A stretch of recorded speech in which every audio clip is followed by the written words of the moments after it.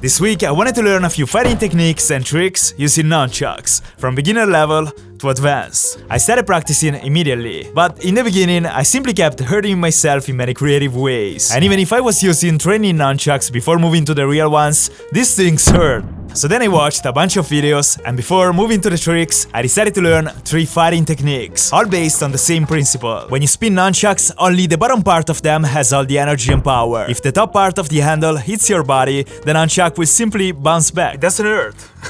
Really? The first technique is the horizontal spin, and it consists in letting the nunchucks bounce on the sides of your body and strike in the middle. At first, I simply kept hitting my back, but then, by holding the nunchuck slightly above the middle point and extend my arm a bit more, I got fluid and comfortable with it. And it's pretty easy. The second technique is the vertical spin. The concept is basically the same of the first one, but this time you let the nunchucks bounce on your triceps on top and kill the momentum on the bottom, while keeping the other hand at chest level the whole time. I found this one a bit more difficult than the first one, but then by practicing a lot and keeping my arm higher, I started to get pretty fast.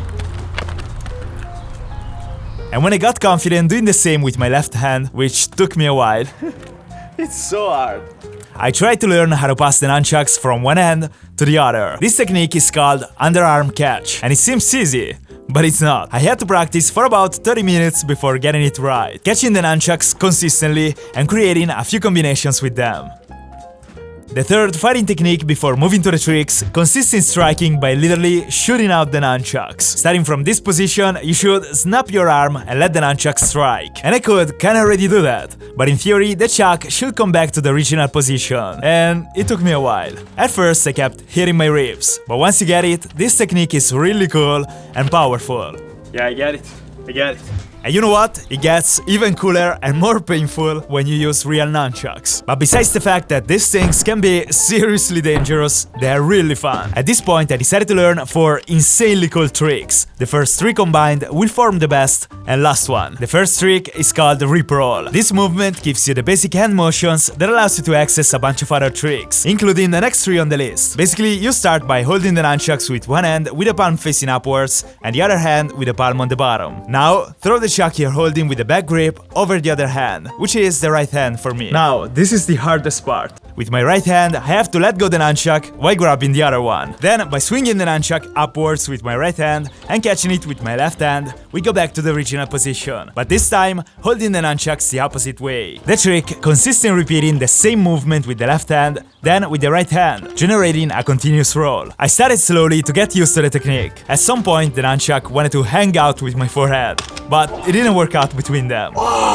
So I kept practicing, and I was getting better, but when I tried to increase the speed of the trick, I kept hurting myself. The next day when I tried again, for some reason, I was better at this. Yes. And after about 30 minutes of practice, by taking advantage of the momentum of the nunchucks, the movement started to get fluid, and after a while, I got faster. The second trick is similar to the first one, but it's harder, and you only need to use one hand. It consists in spinning the chucks around your wrist. It's kinda like a thumb around with a pen, or a Zen rollover with a butterfly knife, but with nunchucks. You start from the same position of the first trick, and then throw the nunchuck over the hand that's holding with the front grip. Then transfer the grip over the other nunchuck and swing it until you arrive to a vertical position. Now things get different from the previous trick. Instead of swinging the nunchuck and catching it with the left hand, I had to swing it over the same hand, transfer the grip, and swing it again, basically repeating the same motion over and over. At first I was dropping the nunchucks basically every time, but after 20 minutes the movement became more intuitive and I started to see better results.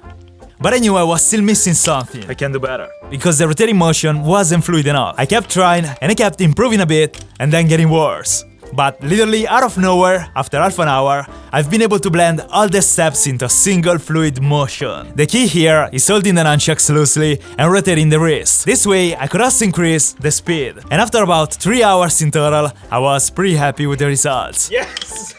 Yes! The next trick is by far the easiest, but it's fundamental to achieve the fourth and best one. I started spinning the nunchucks in circular movements, on my right and then on my left, creating a sort of 8-digit or infinite symbol with the movement. To gain speed, instead of moving the entire arm, I started to create all the rotations simply by using my wrist. It's pretty easy and it's fun.